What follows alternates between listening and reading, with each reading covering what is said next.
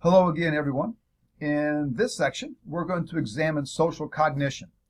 Now, you may recall when we discussed previously ways that the situation can matter, cognitions or thoughts or ideas or memories was one of those ways.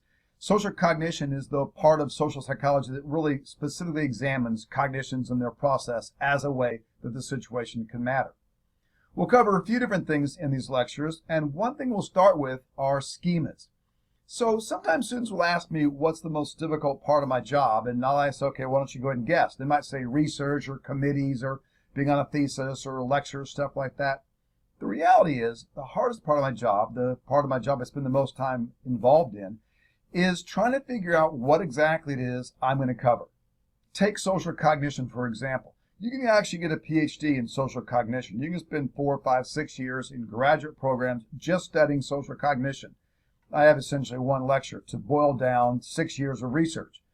That's not that easy, right? So the hardest thing I do is trying to figure out what exactly it is I want to cover in the precious amount of time that I have to discuss it. I base my decisions on 3 things. Sometimes I'll pick something because it's a hot topic, it's a new topic, it's a current topic that's really on the minds of researchers and something that people are paying a lot of attention to now. Sometimes I'll base my decision on the fact that, well, I like it, right? It's something that I find interesting, and therefore, hey, it's my class. I get to pick what I like to talk about. The third thing that I'll use as a decision for why to include something in a course is because I think it is a foundational issue.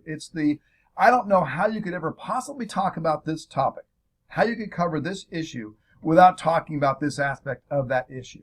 For me, that's schemas. I don't understand how anybody could ever cover social cognition or cognition in general without talking about schemas. So we'll spend a lot of time in the slides for this presentation on schemas. After that, we'll talk a lot about errors that we make in cognitions. You know, for a while, they used to think that we were pretty rational as decision makers, that there were very few errors that people would make in the cognitions they would have, the thoughts they would have, the decisions that they would make. It was called the economic model. We know that's not the case anymore. We know that we are quite flawed, quite fallible in the decisions, the cognition that we have, and we'll take a look specifically at some of the errors. Sit back, relax, and enjoy our discussion of social cognition. Social cognition is specifically defined as the manner in which we interpret, analyze, remember, and use information about our social world. So essentially, this aspect of social psychology, social cognition, is all about trying to figure out how we're going to understand our place in the world. Something happens in our social world, how do we interpret that? What does it mean to us? How do we use that information? It's all about our understanding of our place in our social world and how we try and figure out what's going on in the world around us. As mentioned in the opening video for this section of the course, schemas are extremely important in understanding social cognition. Specifically, schemas can be defined as mental representations that are centered on a specific theme and that help us organize information. For example, you're going to have a schema or a mental representation for the construct of chair.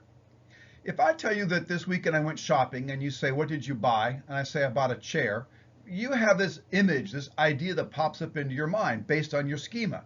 Now, your schema of chair and what I bought is probably not exactly the same thing, right? But it's going to share enough commonalities that it's going to make sense. So what I bought probably has a place to sit your butt. So does your schema for chair. Probably keeps you off the ground. So does your schema for chair. Again, it's not going to be the exact same thing, but it's going to be close enough. So if I say to you, I bought chair, you know what I'm talking about, and that conversation can end. Our brain loves that, right? Our brain loves schemas because schemas make it easier to think. It makes it easier to process information. Basically, schemas allow our brain to take it easy, which our brains love because of law number 2, and our brain likes it easy. So if I say to you, I bought a chair, that conversation can end. You go, oh, okay, well, I know what he did when he went shopping. Enough about that conversation, we can move on to something else. I like to think of schemas as file folders. These file folders, these schemas will have pieces of paper in them. That would be the contents of the schema. Now, sometimes the schema isn't going to have very much in it, right? You have like one or two or three pieces of paper, and it's a schema that doesn't have a whole lot of complexity to it. There's just not that much to that file folder. There's just not that much to that construct, at least for that individual. Other schemas have tons of pieces of paper in them. Other file folders have like 1,000 pieces of paper in because there's so much more to that construct. So an important point then is that schemas do vary in their complexity. Some schemas, sometimes these mental representations, there's not much to them. These folders have just a few pieces of paper in them. Sometimes they're really complex and there's a lot of information housed in that schema. So let me give an example of the fact that these schemas, these mental representations, vary in size or vary in complexity. In other words, these file folders have differing amounts of pieces of paper in them. So for me, the schema or file of thimble is really, really small, right? So I'm going to have a schema or a file, a mental representation for the construct of thimble. I used to always say in class that my file folder, my schema for thimble only had one piece of paper in it. It just said pinky hat. And then like a semester or two ago, somebody said, well, I think technically that should be pinky helmet. So, okay, that makes sense. Let's go with pinky helmet. So my schema, my mental representation or file for thimble, very low in complexity. Just one piece of paper in there. It says pinky helmet. Now, somebody else may have a scenario where they own a business that makes thimbles, right? So for that individual, there's going to be a lot of information in their schema for thimble.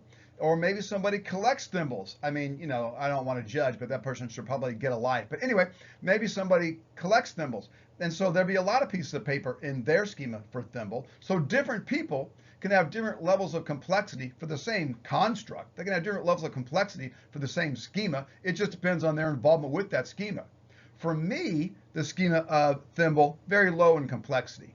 For me, the schema of university, very complex, right? There's so many pieces of paper that would be in my file for university as a schema. Now, generally speaking, the research on schemas and the interest in schemas probably is most relevant to the general study of cognition, right? So cognitive psychology. So a fair question would be, well, why would you spend so much time and so much interest in schemas in a social psychology class? The reason is because schemas influence social thought. They influence how we perceive our social world, how we interpret our social world. In other words, schemas influence our social cognition, and they do so by impacting attention, encoding, and retrieval. The first way that schemas influence social thought is through attention. Essentially, we pay attention to, or we look for, or we notice schema-consistent information. What I mean by that is we will notice, pay attention to those things that we see out in our social world that match a pre-existing schema. We look for things, we notice things that match how we already feel. We look for and notice schema-consistent information, things that match our current mental representation of something. For example, let's say that there's a student out there who thinks I'm intimidating. I've actually had a fair number of students comment on the teacher evaluations that I'm intimidating. I've never really seen it that way. In other words, my self-schema doesn't really fit with that sort of perception, but that's okay. There are some people out there who see me as intimidating. Their schema, their mental representation of me, is that I am an intimidating individual. Now, the reality is, I do things, as pretty much everybody does, I do things that you could potentially interpret as intimidating. My classes are challenging. I don't suffer fools very well. I talk loud. I talk fast. I'm often the biggest personality in the room, except for when I'm in a room with Dr. Hackathorn, and then I'm tied for the biggest personality in a room. So those things that I do that could be interpreted as intimidating, those are the things that this individual who thinks I'm intimidating will pay attention to.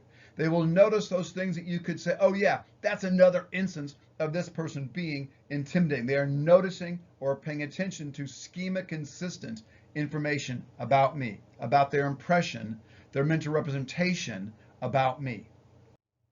So we pay attention to schema-consistent information, then it makes sense, therefore, that we also encode schema-consistent information. We tend to encode or store in memory into our schemas those things that we've noticed, those things we've paid attention to. So encoding then would be the second way that schemas have a powerful influence on social thought. Basically, what we're saying here is that we will notice schema-consistent information and therefore encode schema-consistent information. So you're putting into your file things that already match, generally, what's in that file. Essentially, you're preaching to the choir schema-wise. So as an example of the encoding component of schemas having an influence on social thought, let's return to our example from the previous discussion of attention and go back to this individual who has an impression of me, a schema of me that I'm intimidating. As we said, they're going to attend to those things that I do that you could interpret as being in some way intimidating. Therefore, they're also going to encode or store into their schema those things I did that could be interpreted as intimidating. When they see me do something that they think is intimidating, they write that on a piece of paper and they store it into or encode it into their file, their schema of me. And it further suggests to them, gives them even more evidence that I am, in their mind anyway, intimidating. Again, they're preaching to the choir in this sense. A third way that schemas influence social thought is through the process of retrieval. So we pay attention to schema-consistent information, and then we encode schema-consistent information. Well, then we have these schemas in there. We have these pieces of papers in these file folders. When we're asked to retrieve information from those schemas, we tend to retrieve or bring out schema-consistent information. So basically what I'm saying here is that schemas aren't all or none, right? It's not that they're all going to be one way or all going to be the other way. So if you have a schema for your boyfriend, it's not that 100% of that schema is positive. There's probably going to be some things in there that are a bit negative. But when somebody asks you to describe your boyfriend, you are going to bring out schema consistent information. That is information that generally matches the whole flavor or general perception of that schema. Assuming you like your boyfriend, I've seen some people you probably shouldn't like, but assuming that you like your boyfriend, then your schema overall picture is positive. When someone says, hey, tell me about your boyfriend, you will pull out schema consistent information. You'll pull out a positive statement about that individual. But if you press further and someone says, well, they can't all be good, you'll say, yeah, well, they also do this. So you will have schema inconsistent information in there. You will have things in there that kind of go against the general flow or feeling of the overall mental representation. But when you're asked to retrieve something, naturally, you retrieve stuff that matches that mental representation, that matches the overall schema, that is schema consistent. So let's return again to this student who thinks I'm intimidating. Their schema, their mental representation, their piece of paper in their file suggests that, in their mind anyway, I am intimidating. Well, they're going to attend to things that I do that could be intimidating. They are going to encode or store these things. They're also going to retrieve schema-consistent information. If their overall picture in general is that I'm intimidating, when they sit down with a friend who says, hey, I've got this Dr. Juan guy for a class next fall, what can you tell me about him? They're going to bring out instances that are schema-consistent. They're going to bring out ways that they think I'm intimidating. Their friend would then say, after listening to this for 4 or 5 minutes, well, I mean, he can't be all that bad. I mean, his class is full, and some people seem to still like him and talk to him and stuff. He can't be all that bad. But then the student said, well, yeah, he also does this, which isn't really intimidating. He also does that, which isn't really intimidating. So that schema inconsistent information is there. You just don't naturally bring it out. You're going to naturally bring out the schema consistent information. Schemas have a huge influence on information processing because, quite frankly, they simply help us process information in a more effective fashion. It makes it easier for our brains. And of course, our brain's going to love this because of law number 2, our brains like it easy. Again, you go back to our discussion of chair. If I say about a chair, you can go, oh yeah, I know what that is, and you can move on to something else. So schemas really do help out the process of information processing. It helps us get through the day quicker without having to bog down and figure out this or that or the other. It does simplify things for us. The perseverance effect is the fact that once formed, schemas are very resistant to change. Let's think about this. So your brain likes it easy, right? Your brain doesn't want to work any harder than it has to. And it's set up in a situation where you're going to pay attention to schema-consistent information. You're going to encode schema-consistent information, and you're going to retrieve schema-consistent information. Folks, that's a system that's built not to change, right? your brain doesn't want to work, and it's built up in such a way where it's going to just go ahead and figure out that what it already thinks is exactly what the truth is. So there's a cost then to the fact that schemas make information processing easier. And the fact that this cost is the fact that our brains don't want to change. These schemas don't want to change. Once we think we know something, that's what we always are going to think is the truth. As an example of the perseverance effect, think about first impressions. Your parents and everybody else always tells you making a first impression is really important because first impressions are hard to change. Well, yeah, they're hard to change because basically an impression of someone is a schema, and schemas are hard to change. Once somebody thinks they have you figured out, then they're not going to want to change that schema because it takes work to change schemas. And quite frankly, our brain doesn't want to work. So, for example, I would always tell my kids that within about 5 minutes of them meeting someone, that someone has already put them in a box. And you got to be really careful because it's really easy to get put into a box. It's easy to have someone form a schema of you. It's really hard to get out of that box. It's really hard to get them to change their schema, change their impression of you. Once we think we know somebody, once we have a judgment about somebody, we don't want to change that judgment. We don't want to change that schema. We don't want to rewrite the pieces of paper that are in that file because that's work and our brain doesn't like that. One consequence of the perseverance effect, one consequence of the fact that schemas are highly resistant to change, is the self-fulfilling prophecy. Now, you probably have heard about the self-fulfilling prophecy. It's something that comes up in college psychology courses from time to time.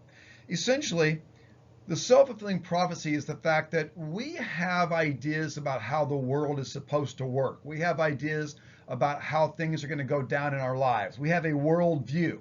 These ideas about how things are going to go down, they're based on schemas, right? So you have an idea about how a typical day is going to go. That's a function of your schema about that day. You have a schema or an idea about how a movie is going to play out. That's a function of your schema about that movie. You have an idea about how a date is going to go down. That's a function of your schema about that date. So self-fulfilling prophecies then, they're based on the fact that we have these worldviews that are a function of our schemas. We then set about and engage in behaviors that are consistent with those schemas, are consistent with those worldviews. And then we get results or consequences or effects that match exactly what we thought in the first place. That's the self-fulfilling prophecy.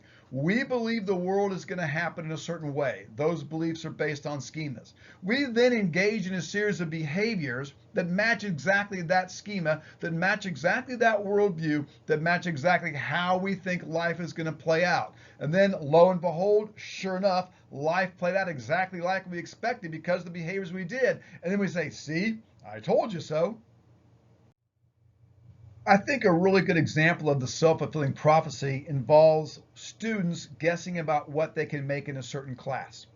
So sometimes when students walk into a class the first day, they take a look at the syllabus and they say, okay, I think I can get grade whatever, right? So a student walks in and says, oh, I've talked to my friends about this class. I've heard things about this class. I've looked up this class on Rate My Professor. Now I've listened to the professor talk about what's involved, and I think that the best grade I can get in this class is a C. Their belief that they can get a C is a function of their schema about that class. Well, and also I suppose their schemas about how good they are as a student, what they've got in other classes. Basically, their belief that they can get a C is a function of the schemas they have related to this class, their worldview related to this class. Well, then they go and work exactly hard enough to get a C, right? And so at the end of the semester, they say, hey, look, I was right because I got a C. If you think you can get a C, you're going to work hard enough to just get a C. If you think you can get an A, you're going to work harder. That is the self-fulfilling prophecy. You believe you're going to get a grade based on your worldview, based on your schemas. You then, because of those schemas, do exactly what you would think you would do to match that grade and end up with, guess what? The grade you expected all along. As another example of the self-fulfilling prophecy, let's take a look at an individual who is going to ask a young lady to go to prom. Now, this person is 18 years old, he's a high school senior, he hasn't done a lot of dating, has very low self-esteem. This person's self-schema is quite negative. But this person wants to go to prom and doesn't want to go alone, so he has found some way to convince himself to get up the nerve to go ask this girl to prom. He's absolutely convinced that she's going to say no, right? His schema is that there's no way that she wants to go out with me.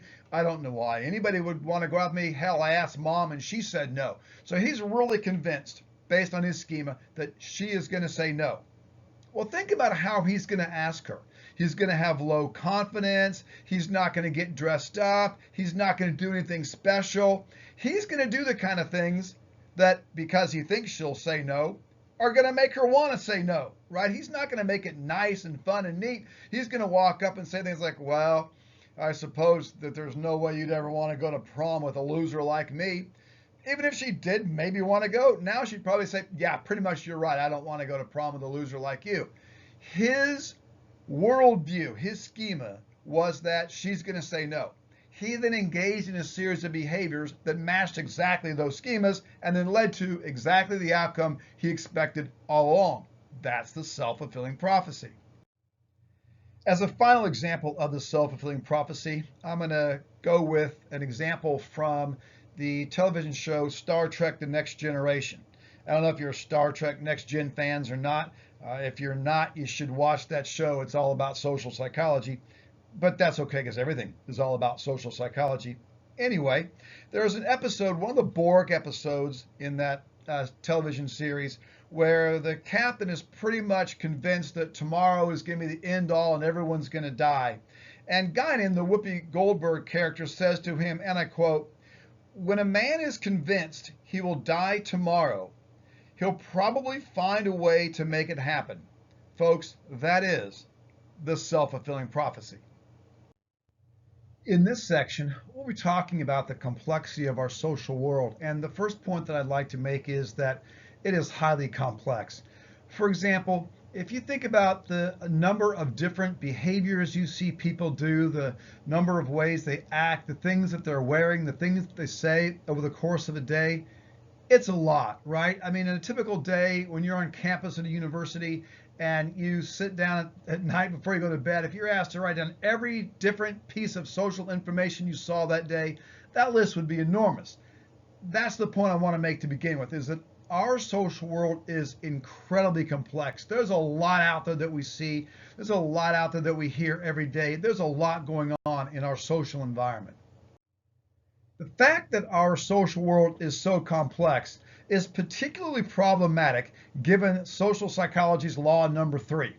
Law number 3 in social psychology is the fact that we have a limited cognitive capacity. We can't think about everything at once. Attention and focus is a zero-sum game. And what I mean by that is every time you pay attention to one thing, that's less of your attentional pie that you can dedicate towards something else. If you're texting while you're driving, the attention that you're paying to the texting is attention you're not paying to the driving. Your cognitive capacity is limited. You have a pie out there for your cognitive capacity, and every time you give a piece to one thing, that's less of the pie that you can give to something else. We can't be divided in an unlimited fashion. Our cognitive capacity is finite. So then, here's where we are. We have a limited cognitive capacity, and we have a brain that likes it easy, and we have to use these less than efficient tools to survive a highly complex social world. That's not easy, right? All that's going on out there in our social lives, there's so much in this highly complex social world, and we have to navigate those waters with a brain that likes it easy and with a cognitive capacity that can't think about all that much at any one given period of time.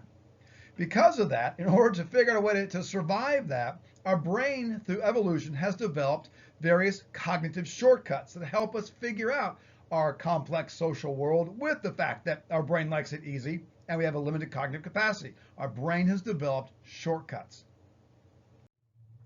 One of the shortcuts that our brain uses is referred to as heuristics. Heuristics are simply rules of thumb that guide our thought and require little cognitive effort. It's important to add the require little cognitive effort part, because if they required a lot of cognitive effort, they would kind of suck as a shortcut, right? So heuristics, rules of thumb that guide our thought that require little cognitive effort.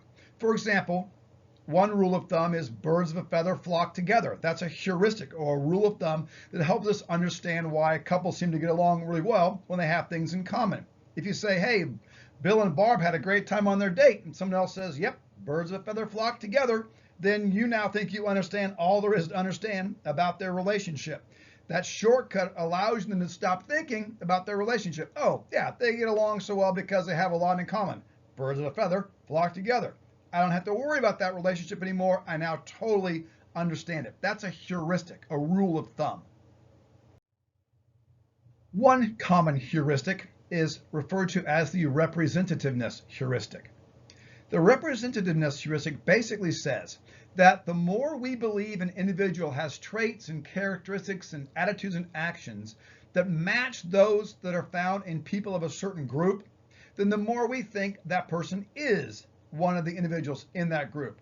In other words, the more somebody acts like a typical person from a certain group or demographic, the more we think they are in that demographic. The more their behaviors and their attitudes and their thoughts and their affect match what we think people in a group tend to do, the more they represent people in that group, the more we think they are a part of that group.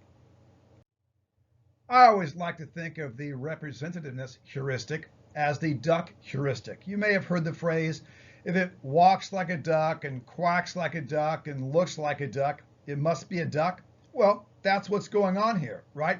If we think that this animal has the features, the characteristics, the behaviors that match what a typical duck does, then we think that this creature is actually a duck.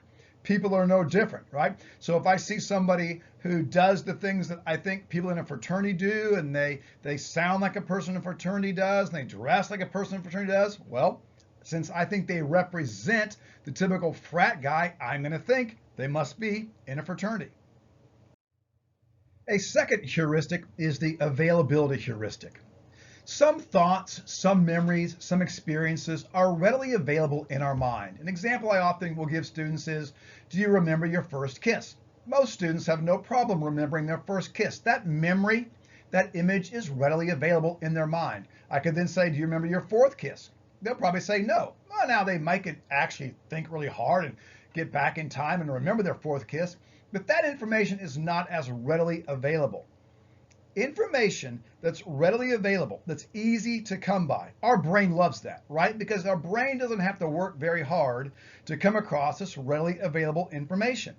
As a result, our brain will have an over-reliance on information that's readily available. Our brain will want to use that information that comes into our mind very easily because our brain likes it easy. That's the availability heuristic. Our rules of thumb tend to be based on information that's readily available, information that's easy for us to activate. Because our brain likes it easy, and because our brain is going to want to base its rules of thumb on readily available, easy to access information, sometimes you can end up with errors in judgment. One example I like to get is if I were to ask individuals what percentage of the population over 70 is senile, individuals will base their estimates on the information that's readily available in their mind. So they might think to themselves, well, I know 4 people that are over the age of 75 and 3 of them are batshit crazy, so it must be a really high number. Somebody else says, well, I know 6 people that are over that age and they're all perfectly healthy mental wise, and so I figure it must be a pretty low number. But the reality is both those individuals know more than that number of people that are over 75 years old. They're just basing their estimates, they're basing their decisions on readily available information. So one person's heuristic might be, yeah, old people are all nuts because the information they have that's readily available suggests that. The other person says, well, I think old people really tend to have it together because the information they have to suggest that is readily available. That's the availability heuristic. It clouds our judgments because we base our estimates on readily available information. We base our rules of thumb on readily available information.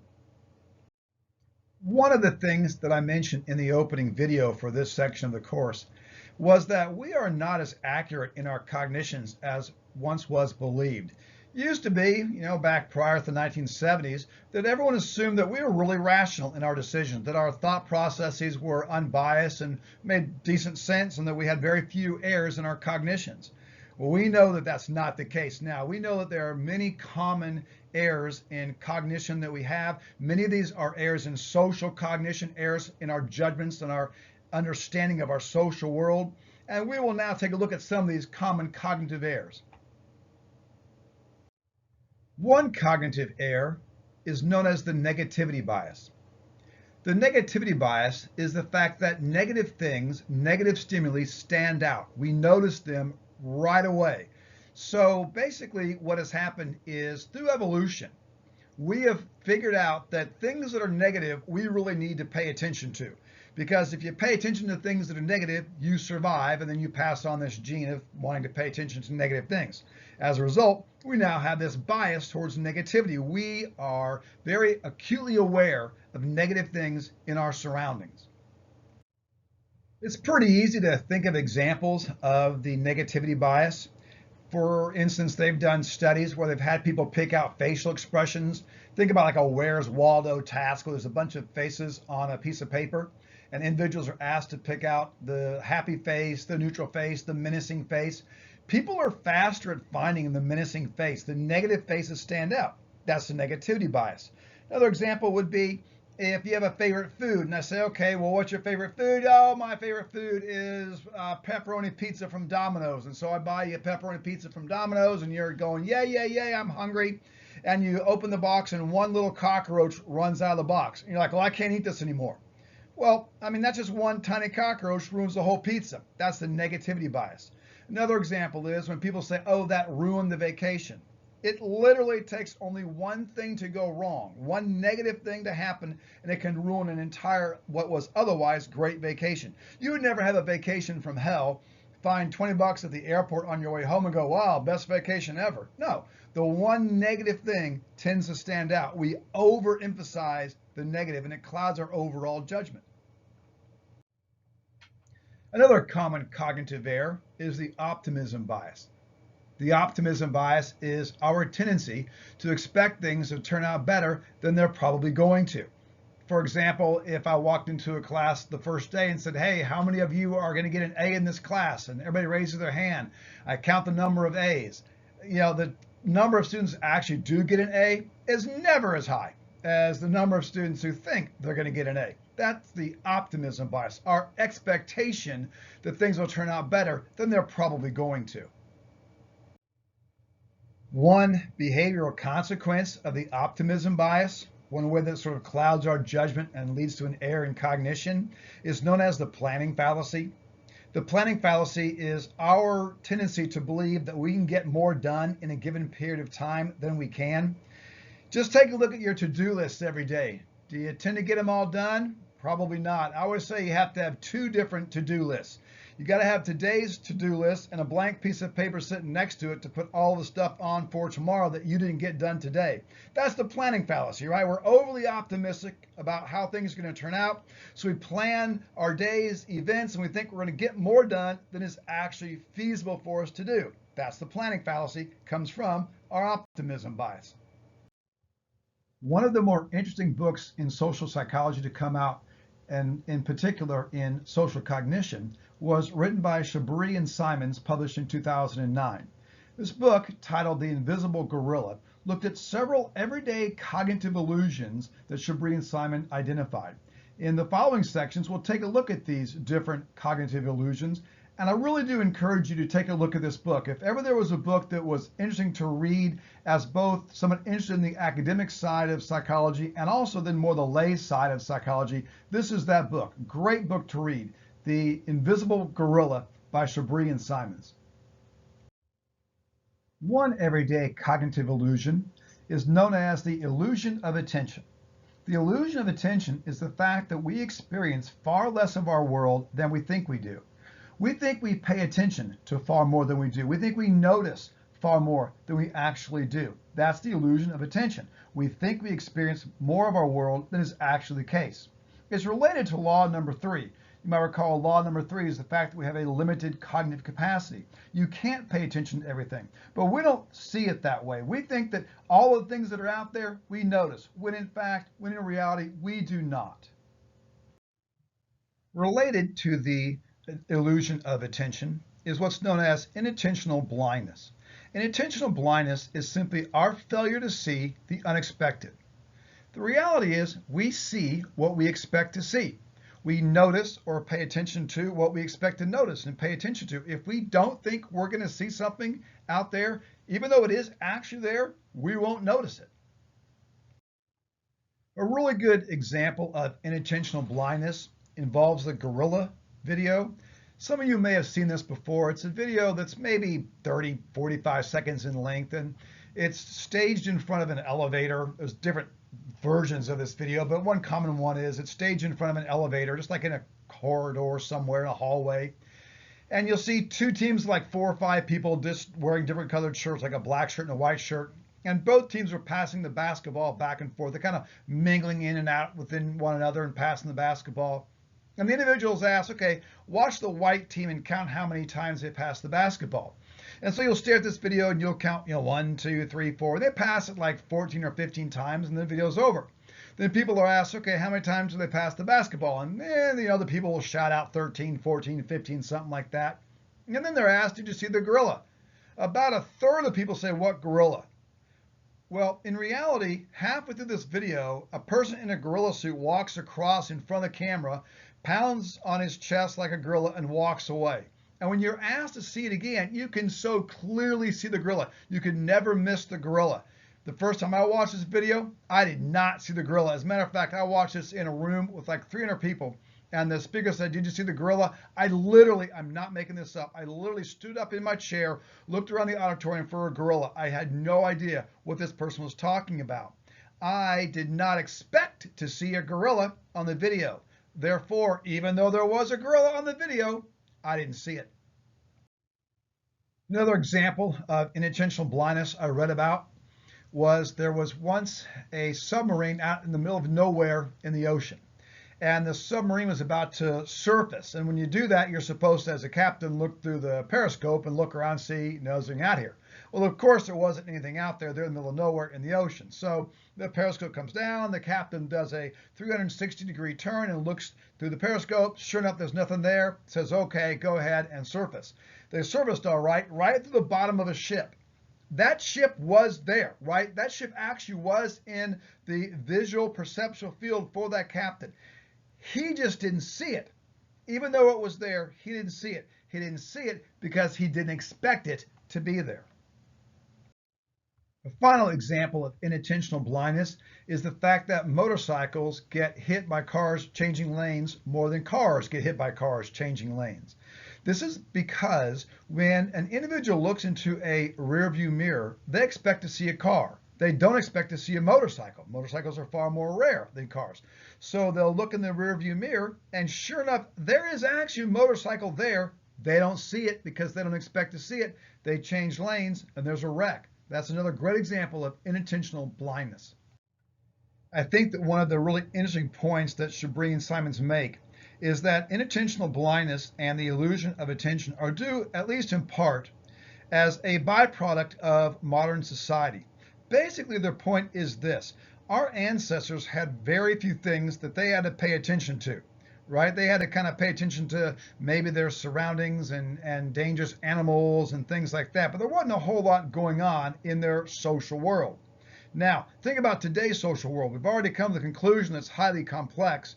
Just think about driving a car. Just think about driving from work to home or back. There's so many different things that you have to pay attention to, and our brain simply cannot process all of that information. I love their quote in their book about this topic. They say, and I quote, "Our neurological circuits are built for pedestrian speeds, not driving speeds." Essentially what they're saying is that evolution is slower than technology. There's so much going on in our worlds now that we have to pay attention to, and evolution has not caught up. Evolution-wise, our attentional abilities are much slower than what we have out there in our social world today. There's just simply too much stuff we have to focus on, too much stuff out there we have to pay attention to. A second everyday cognitive illusion is the illusion of memory. This illusion is the inconsistency between how people think memory works and how it actually does work. For example, people tend to think that we have a perfect memory for things that have happened to us, for conversations and experiences, things such as this. The reality is we don't have perfect replicas, perfect memories for things that have happened to us. Really, that would be an incredibly inefficient way for our brain to work. If you think about all the things that happen to you over the course of a day, how many of them really matter? Not that many, right? Your brain is not going to remember perfectly things that don't have importance to you. That wouldn't be very efficient. But yet we think that's how the memory operates. We think that our memories are perfect when in fact we know they're quite fallible. One component of the illusion of memory is change blindness. Change blindness is simply our inability to notice obvious changes from one moment to the next. We think we have a perfect memory of one scenario. We think we know exactly what it looked like and what was going on, but yet we don't. And so we don't notice these simple changes that have happened in our environments. They're there. They should be obvious to notice, but yet we don't. That's change blindness. We're blind to changes in our environment because we think we know exactly what happened. We think we have a perfect memory for what happened. We don't. And so therefore, we don't notice changes that we should. Changes that we would notice if our memories were exact. They've studied change blindness in a lot of pretty neat and unique ways. One study I can remember essentially was done like this. They would have a researcher carrying on a conversation, asking some questions, doing an interview with the subject, be somewhere on campus, somewhere by a sidewalk. And as the conversation, the interview is taking place, along comes a couple of individuals. They look like construction workers carrying a large piece, a 4x8 piece of plywood. Now, on the side opposite from the subject, so they can't see, there's actually a person kind of crouched down walking on the, below the side of this 4x8 piece of plywood. They're walking along as these two other individuals are carrying this piece of plywood sort of low to the ground. As they pass the interviews, they walk right in between the researcher and the subject answering the questions. Right when that happens, the researcher, the interviewer, drops his or her notepad or clipboard or something and bends down to pick it up. Well, when they pop up, they don't pop up. What pops up was the person that was hidden behind the piece of plywood, who then apparently continues on with the interview. What they found was far less than half of the individuals would actually notice that it was somebody different now carrying on the interview. They did not notice that the person who started the interview, who then kept crouched down and walked on behind the piece of plywood, they didn't notice that the person who started the interview and the person who now was conducting the interview were not the same person. They were blind to that change because their memory wasn't exactly accurate of the first person than they thought it was. Another point that Chabris and Simons like to make about the illusion of memory, and in particular change blindness, is the fact that nobody thinks that they will do this. When you ask people if they would notice a new interviewer, popping up in the middle of a scenario like that, they all say, well, of course I would notice the difference. The reality is, no, you probably wouldn't. We do not believe that we would fall prey to this effect. We do not believe that we are susceptible to change blindness. And so the researchers, Chabris and Simons, refer to this as change blindness, blindness. The blindness that people have, the fact that they have change blindness. I think change blindness, blindness has to be one of the greatest terms in the history of social psychology. A third everyday cognitive illusion is the illusion of confidence.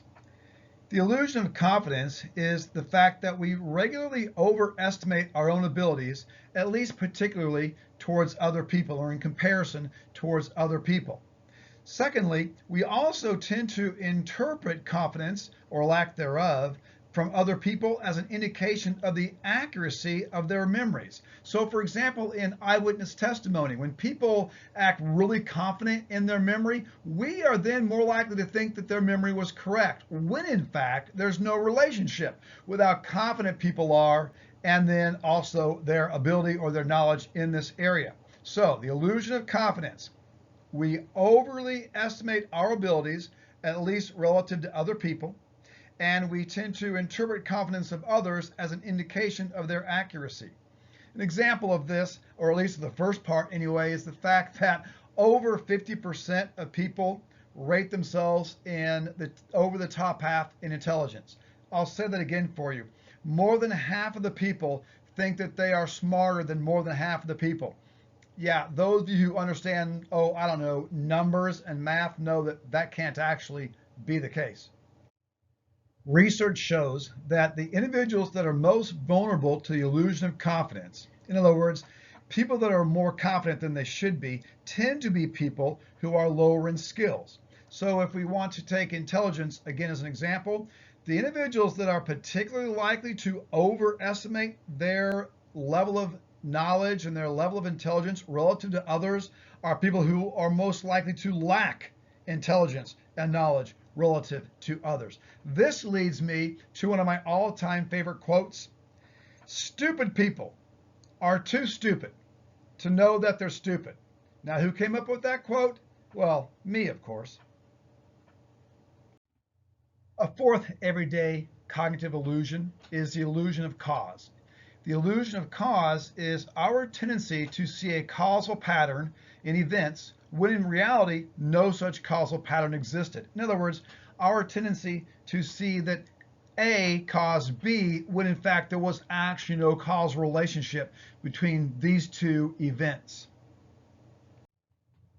Chabris and Simons argue that the illusion of cause is a consequence of three cognitive biases. The fact that our minds are built to detect patterns, the fact that we infer cause from coincidence, and the fact that we have a temporal bias. So then one cognitive bias that leads to the illusion of cause is the fact that our minds are built to detect patterns. You may recall back from your time in intro psych or some other course where you talked about the Gestalt principles of perceptual organization. So things like figure ground or similarity or proximity. Proximity would be a good example here. When we see different pieces of information together in space, we tend to put those together as a unit. That is a principle of perceptual organization that the Gestalt psychologists would talk about. That's just a good example of how our minds are built to detect patterns. We have evolved in such a way that we naturally detect or look for patterns. Well, causation is a pattern, right? A causing B is a pattern. So our minds are built to detect patterns. Sometimes we see causal patterns when there aren't actually any there, simply because our mind is put together to look for these things.